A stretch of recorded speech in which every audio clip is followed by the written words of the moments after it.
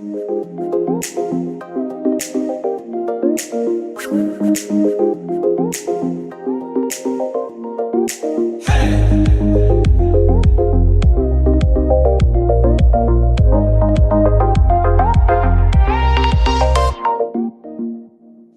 just finished shopping for some groceries for a little bit, but now there's a couple places that I want to head to in Asakusa. So one is definitely I have to get kakigori. So kakigori is like a shaved ice dessert, similar to patbingsoo, bingsoo for short, or if you had Taiwanese shaved ice, or if you haven't had any of those, maybe the American snow cone.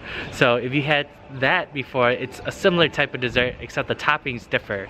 So for the most part, I'm excited to try it, and we're actually heading to a shop here in Asakusa, and then I may pick up a couple things or two here while I'm here, or maybe eat at a couple things while I'm here in the area, because the food here, there's actually a lot of good food here in Asakusa. But then I'm gonna head back to the guest house and then we'll start packing. Alright, so here's the first place that we're gonna go to for a second time. So it's the Dango place. So I really like the Hanami Dango and the Mitsurashi Dango, the soy sauce glazed one. Both of them were excellent, but I'm gonna have to pick one. So it's hard. Both of them were really good. Alright, so I had to pick between the two that I wanted to try, guys. So I got the Hanami Dango, which is really good here. Basically for the Hanami Dango, what you can expect it to be is like a super soft, chewy rice cake. Kind of similar to like mochi, but the ones here in Japan, they're made like fresh on the spot. So I've had ones in the stores back in the States, but they're more hard and they're not as soft as this, and they don't taste as good as this. So this place, definitely like.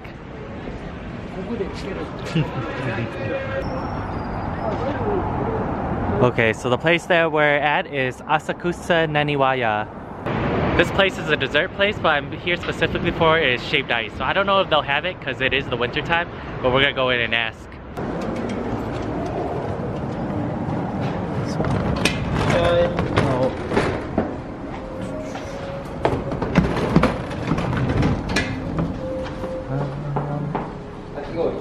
Kakigori. So the interior, in the front, there's a guy making taiyaki. And then here is the area where you can sit. So in this area, you can sit and then get a kakigori, which is the shaved ice. So here is my dilemma. No pictures, no nothing. But luckily for Google reviews, they have pictures. So I don't know if I want green tea or this one looks good, this yellow one. It's quite different. I can have green tea anywhere. Maybe I'll get this one or this one. Luckily for me, this wasn't really an issue, so I asked the staff if they had an English menu and they brought it out. So I was pretty excited to see that they had a bunch of different kinds of kakigori, and they also had the ingredients listed out. So I normally see flavors like strawberry, matcha, and red bean, but they also have a bunch of unique flavors I normally don't see, like pumpkin, persimmon, grape, and chestnut. Alright, so here's our pumpkin kakigori, shaved ice, pumpkin. This might be pumpkin seeds and almond. And then here's a shot of caramel that we can drizzle on. We're gonna grab our caramel sauce and drizzle it all over kakigori. And as you can see, the sauce is very light and it's similar to a syrup. What's awesome about this kakigori is that the ice is super soft. So for me, it reminded me of fresh powder on a snowy day. And then they topped it with a couple toppings like the pumpkin puree. It's not super sweet, and the caramel heightens the sweetness of the pumpkin puree and works well together. So you can taste each distinctive flavor.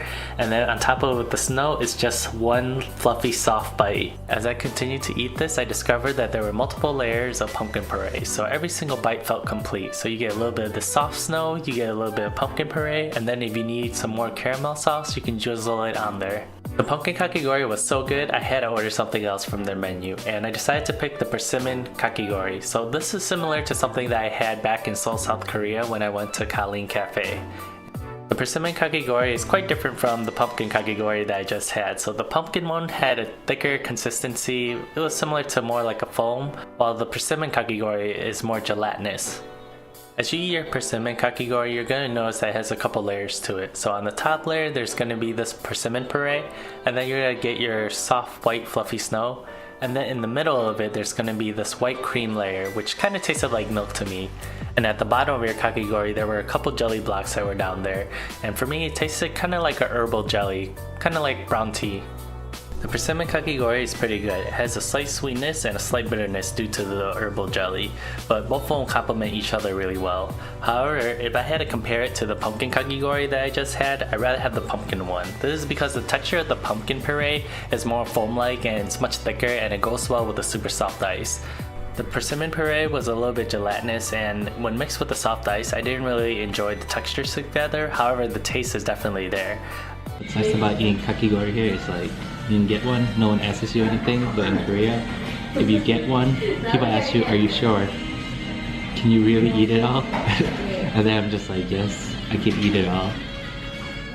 So we just finished having dessert, and now we're back at Hostel FUJI. So I have to pack before we head back to the airport, but I wanted to give you guys a tour of what Hostel FUJI looks like, and maybe this might be a place where you might want to stay at. The first place that we're at is the kitchen and lounge area. So they have pretty much any appliances and cutlery tools that you may need, and they also have a whole bunch of seats and tables where you can sit at. They have a laundry room too. You can do your laundry, washer, dryer. Fridge.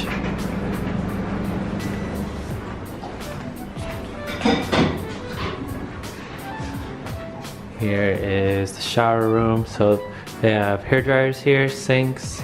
Here's the empty shower room. So that's a bath mat. If it's wet, you can ask for another one to dry off your feet. But they give you shampoo, conditioner, body wash, and then you can use the shower head here. And then here, it's like you want to make sure that this is turned on, and then you can set the temperature of your shower. So you like super cold, or if you want a super hot bath, up to you. You can pick.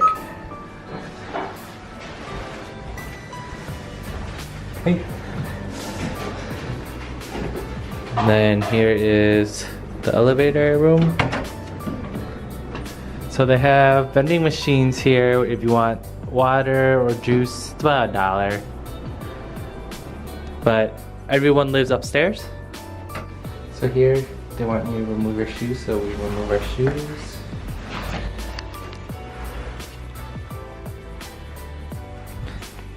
And then there's a shoe rack right here.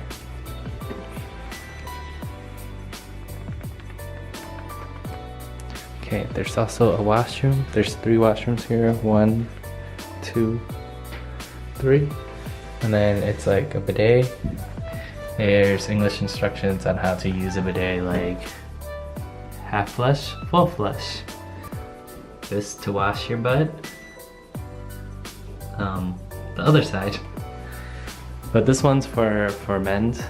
For women's is on the other side. And then they have sinks as well that you can use. So sinks have hand soap. It also has tissue paper, and then if you need an outlet, there's an outlet. Okay, so now we're heading to one of the dorm rooms. So I'll show you what an empty room looks like. So my room is not clean right now. There's clothes and stuff. But here is here's blankets, pillows. They give you this pillow cover and sheets as well to place it down. And then in the back right there, there's a light switch and an outlet for you. And then there's this like tiny shelf so you can put stuff. I don't know what kind of stuff, like your wallet, water bottle if you want. But what's nice about this place is like you get these huge lockers. So I can fit a suitcase, a pretty large suitcase inside this locker. So this is the main reason why I wanted to stay here. And around the corner here is a hanger where you can hang your towels and clothes. But this is pretty much it for the tour. But I'm gonna have to spend the next hour here packing and then probably grab a snack somewhere. I was gonna go to a grocery store, but I figured it would be a shame since I lived so close in Asakusa. if I didn't even go towards the dining area of Tokyo SKYTREE. So there's Tokyo Solomachi across the street, which I believe have restaurants there. So here is the map of Tokyo SKYTREE. So if we go towards this west side, it's like all restaurants right here. So SKYTREE is actually pretty huge, this entire area. Right now I'm at the Garden Dome, which is on the 8th floor of the Tokyo SKYTREE. So this place gives you a pretty cool view of the city at night. And although I'm not all the way at the top where you have to pay for a ticket to go to Tokyo SKYTREE, I'm pretty content with seeing this free view here, so it's not too bad. After wandering around Tokyo SKYTREE for a while, I finally found a place that caught my eye. So the place that we're gonna eat at is called GINZA Grill Cardinal. So the reason why it caught my eye was because they had a sign that says their OMURICE is super famous and they've sold over 50,000 dishes of OMURICE alone. So this is the one dish that I have not had yet in Japan, and it's also a dish that I really enjoy as well. So if you don't know what OMURICE is, it's basically a super fluffy and runny egg that sometimes has a tomato-based sauce or sometimes has a DEMI-GLACE sauce, which is kind of like a meat reduction with wine, herbs, and spices, and then they usually serve it with rice as well. After getting seated, the waiter handed me their menu, and what's awesome about their menu is that it's in English and in Japanese, and they all have pictures to it, so you get to exactly see what you're ordering, which makes things a lot easier. I'm assuming since Tokyo SKYTREE is a really popular tourist spot, all the restaurants here probably have an English and Japanese menu, and they probably have a couple other menus in other languages as well. Alright, here's our OMURICE. So what OMURICE is, there's a bed of rice underneath it. Here's our runny egg. And then they also added some peas here. And then here's like a DEMI-GLACE meat and vegetable sauce, I believe. Alright, let's take a bite.